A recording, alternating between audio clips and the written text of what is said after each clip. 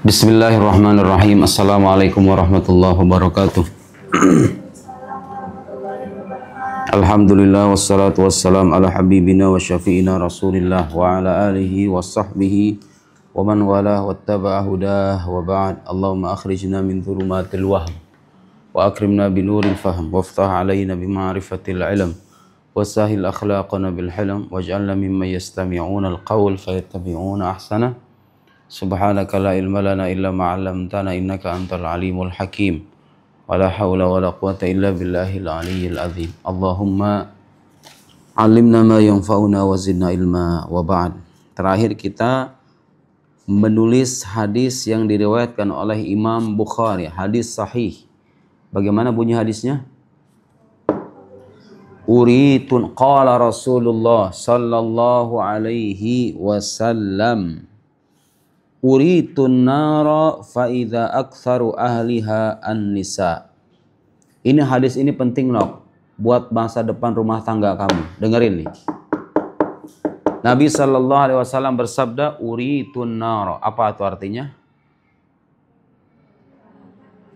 Aku diperlihatkan neraka. Neraka diperlihatkan kepadaku, kata Nabi.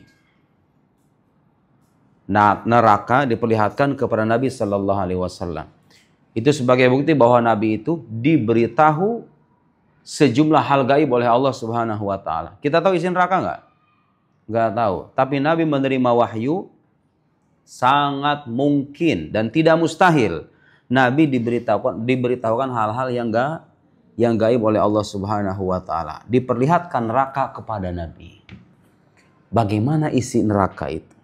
Kata Nabi sallallahu alaihi wasallam, faida aktsaru ahliha an-nisa, yang paling banyak penduduknya itu siapa no?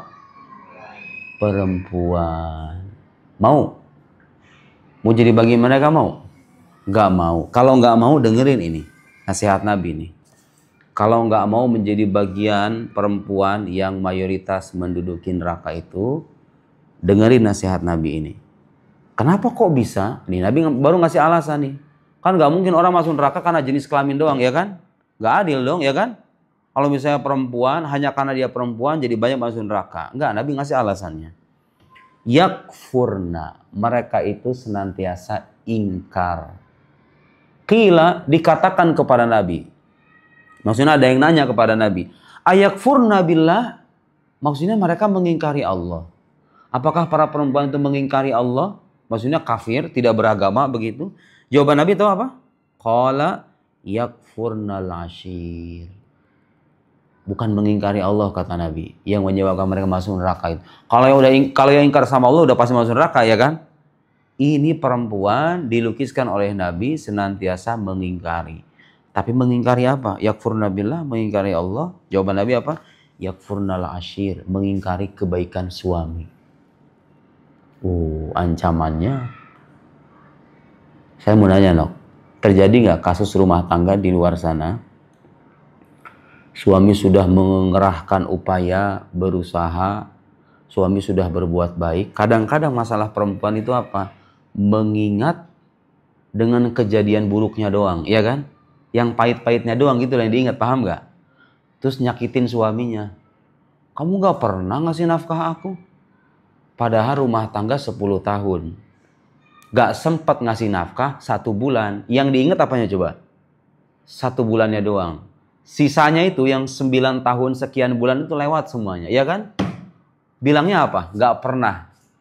Perempuan kadang-kadang punya naluri kayak gitu gak? Kadang-kadang menilai suami dengan bermodalkan perasaan. Lupa dengan kebaikannya. Dulu ketika kamu menikah, di awal-awal menikah, dia memberi apa, menafkahi apa, cucuran keringatnya, kerja keras di luar rumah, dan seterusnya. Kadang-kadang ada satu kejelekan, ada satu peristiwa yang bikin perempuan gak senang, langsung ngomong sama suaminya. Kamu gak pernah nyayangi aku? Ada gak perempuan kayak gitu? Tiba-tiba suaminya tersinggung, kemudian bercerai. Gara-gara suaminya merasa tidak dihormati dan dihargai. Terjadi gak itu? Terjadi. Sebaliknya nok, ada yang kebalikannya. Ya sama-sama berdosa gitu loh. Laki-laki juga jangan dikira kalau misalnya mengingkari kebaikan istri dikatakan tidak berdosa. Sama-sama berdosa, paham nggak? Jadi nggak laki nggak perempuan, kalau mengingkari kebaikan pasangan itu tergolong sebagai dosa. Jadi kalau seandainya perempuan sudah menjadi istri yang baik, sudah melayani suami secara lahir dan batin, di dalam rumah dia berdandan, ketika suaminya memberi nafkah dia terima, punya anak dia urus, rumah nggak pernah dibiarkan kotor, dibersihin terus. Suaminya ngomongnya kayak bahasa binatang. Punya kebaikan banyak, tiba-tiba ada kejelekan sedikit. Namanya juga manusia ya kan? Ada kejelekan sedikit, dicaci maki istrinya, diingkari semua kebaikannya. Dosa besar nggak itu? Dosa itu. Yakfurnal ashir. Jadi yang menjadikan, berarti kalau perempuan nggak termasuk dengan apa? Tidak memiliki sifat semacam ini, ya dia terbebas dari ancaman itu, paham nggak? Yakfurnal ashir. Kenapa Nabi itu menyebutkan? Nabi ingin mengingatkan bahwa kepada perempuan-perempuan, ketika kamu menilai suami, ketika kamu berinteraksi dengan suami, jangan menutup kebaikan hanya dengan secercah keburukan. Karena itu bisa membuat suami tersinggung. Kalau suami tiba-tiba tersinggung dalam keadaan marah, kamu diceraikan, yang ada rumah tangga berantakan. Jadi ini cara Nabi menjaga keutuhan rumah tangga. Supaya perempuan menghargai suami, suami menghargai perempuan. Itulah kunci keharmonisan rumah tangga. Yakfurnal ashir, mengingkari kebaikan suami. Wa yakfurnal ihsan, mengingkari kebaikan suami. Lau ahsan, ini lihat nih Nabi nih. Nabi 14 abad yang lalu tahu karakter perempuan. Ini gak semua perempuan ya, tapi sebagian perempuan. Lau ahsanta ila ihdahunna dahra, kalau seandainya engkau berbuat baik kepada salah seorang di antara mereka itu sepanjang masa, ya perempuan itu misalnya rumah tangga 20 tahun nih. Seandainya kamu sepanjang hayat berbuat baik kepada dia, thumma ra'at minka syai'an, tiba-tiba dia melihat, perempuan tadi melihat dari sang suami sesuatu yang tidak membuat dia senang. Apa kata si perempuan? Qalat ma ra'aitu minka khairan qattu. Aku tidak pernah melihat kebaikan sama sekali dari diri kamu. Paham gak maksudnya?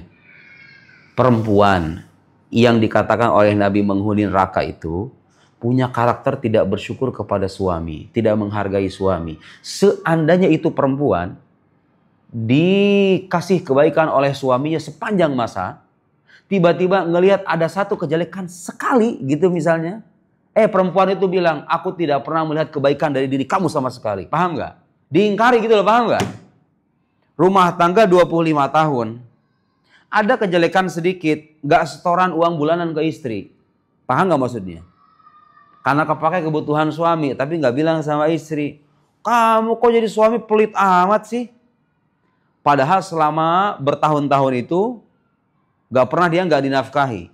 Kalaupun telat selalu dikasih apa misalnya katakan uang tambalan, ditambal, dikodok gitu kira-kira. Telat bulan ini, jadi suaminya sudah berupaya memberikan nafkah, ada 1 bulan misalnya, sang suami tidak bisa memberi, istrinya ngomong kayak begini, dasar suami pelit loh. Paham itu maksudnya? Ada nggak ya begitu? Ada nggak perempuan kayak gitu, Nok? Tahu nggak itu menjadi penyebab keretakan rumah tangga? Kamu sadar itu nggak? Bahwa salah satu sebab keretakan rumah tangga yang sering terjadi itu apa? Tidak ada rasanya penghormatan dari kedua belah pasangan. Ima istri nggak menghormati suami, atau suami nggak menghormati istri. Suami pelit, suami yang pelit ada. Ada nggak? Kamu menjumpai nggak rumah tangga berantakan gara-gara suaminya pelit sama istrinya? Ada? Ada.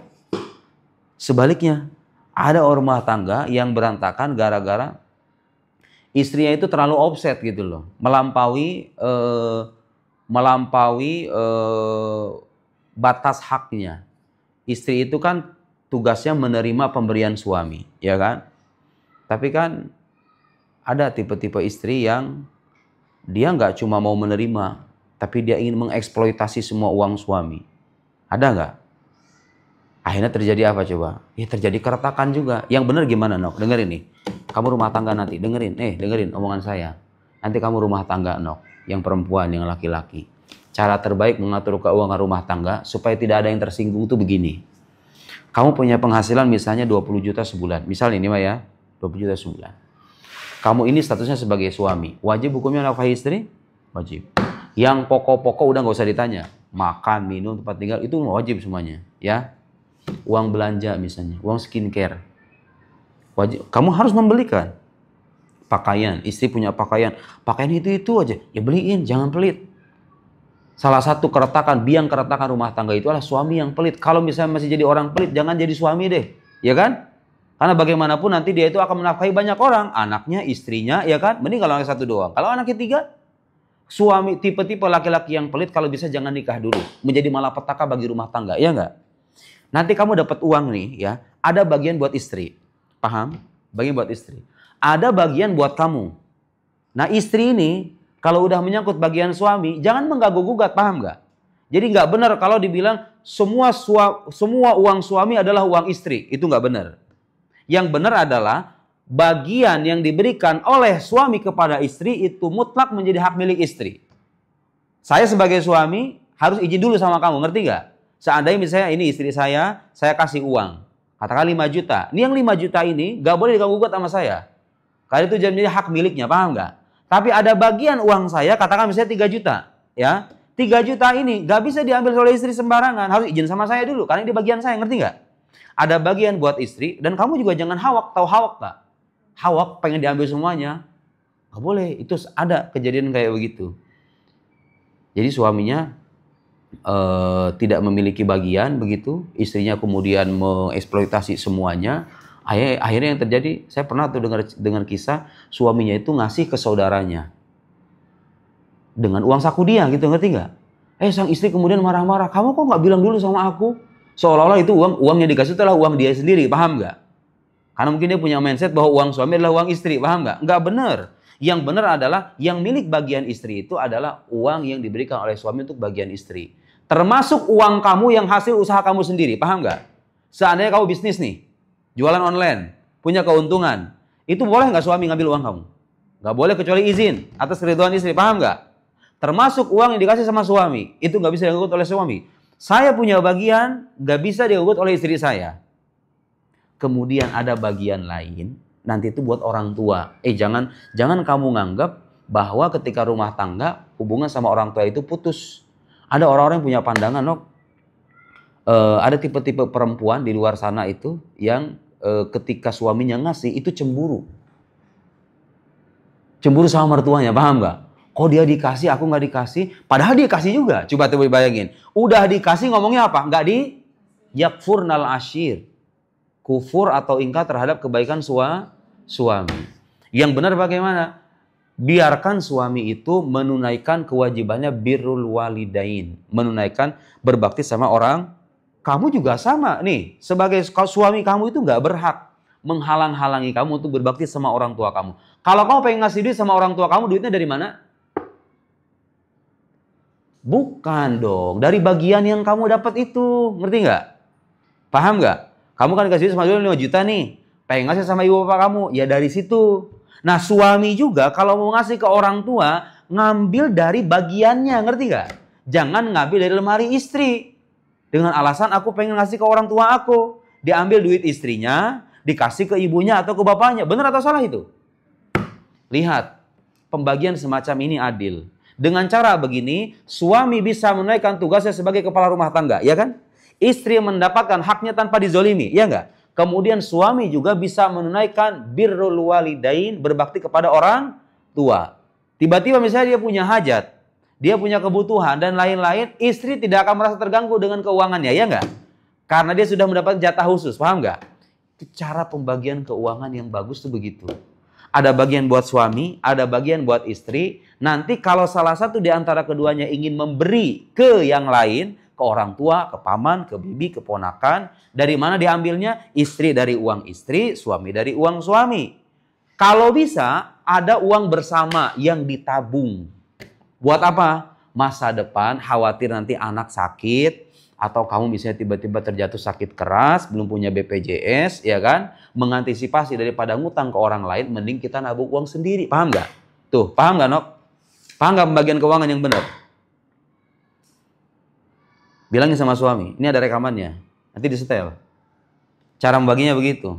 Penghasilan suami diberikan kepada istri. Dan jangan pelit. Diberikan kepada istri. Kemudian ada bagian buat suami sendiri. Ini bagian ini istri nggak boleh masuk. Sebagaimana suami juga nggak boleh masuk ke uang istri. Paham nggak? Sudah ada bagiannya. Nanti ketika mau ngasih ke orang tua, diambil dari uang suami. Kalau suami pengen ngasih ke ibunya. Dan istri nggak boleh ngalang-halangi. Paham nggak? Karena bagaimanapun itu adalah kewajibannya berbakti. Apalagi kalau orang tuanya kurang mampu. Paham nggak? Jangan sampai ada alasan, kita kan sudah berumah tangga. Aku kewajiban kamu yang paling pertama. Ya benar, kamu kewajiban suami. Iya. Tapi orang tua juga nggak putus gitu loh. Kewajiban berbaktinya itu. Paham nggak? Jadi suami kamu itu double tugasnya. Berbakti sama orang tua, iya. Berbakti dalam arti melayani istri, menafkahi istri juga iya. Paham nggak? Kamu jangan sampai menjadi penghalang bagi suami untuk berbakti kepada orang tua. Diambil dari mana? Dari bagian suami. Jadi ketika ada yang berkurang dari uang keluarga, istri nggak akan merasa terganggu, iya kan? Karena uangnya masih utuh. Nanti ada uang sisa, katakan saving per bulan 1 juta misalnya. Uang bersama, ini terserah mau dipegang sama, tapi kalau bisa dipegang sama istri. Karena kalau suami itu biasanya cenderung boros, ya kan? Dipegang sama istri untuk tabungan. Nanti manakala ada kejadian yang tidak disangka-sangka, suami merasa udah nggak ada lagi di dompetnya duit, datang ke istri, oh, masih ada uang nggak? Oh, masih ada tabungan. Kalau nggak begini nih, biasanya menjadi rawan. Rawan jadi bahan pertengkaran ya, masalah duit itu. Saya ngasih tahu nih sama kamu. Jadi Nabi dengan hadis ini sebetulnya bukan mengancam, bukan menakut-nakuti doang. Tapi Nabi ingin mengajari umatnya tentang bagaimana membangun rumah tangga yang harmonis. Bahwa istri ketika melihat suami itu jangan hanya melihat kejelekannya doang. Jangan sampai suami berbuat baik 30 tahun, ada satu kejadian, kemudian kamu mengingat-ingat sampai-sampai menghilangkan semua kebaikan itu. Paham nggak? Nah itu maksudnya yang kufur terhadap suami itu maksudnya begitu. Paham nggak? Sekarang kamu lihat, banyak nggak kira-kira perempuan yang kayak begitu akhlaknya? Jadi kalau Nabi bilang banyak penghuni neraka itu adalah perempuan, kamu lihat di alam nyata. Kira-kira banyak nggak perempuan yang suka ngomong sama suaminya? Kamu nggak pernah sayang sama aku? Kamu kok pelit banget sih, nggak pernah nafkahi aku? Bilangnya nggak pernah nafkahi, padahal dikasih duit tiap bulan. Cuma sekali doang telat, sekali, 2 kali, atau 3 kali gitu. Paham nggak? Itu yang kayak begitu. Suami tersinggung, lagi marah, tiba-tiba udah kita pisah aja. Tuh. Jadi biang keretakan rumah tangga kan? Ya sama suami juga. Berkewajiban berbuat baik kepada istri, menghormati istri, manakala istrinya sudah menaikkan tugasnya dengan baik. Sallallahu alaihi wasallam. Wallahu a'lam bis-shawab. Assalamualaikum warahmatullahi wabarakatuh.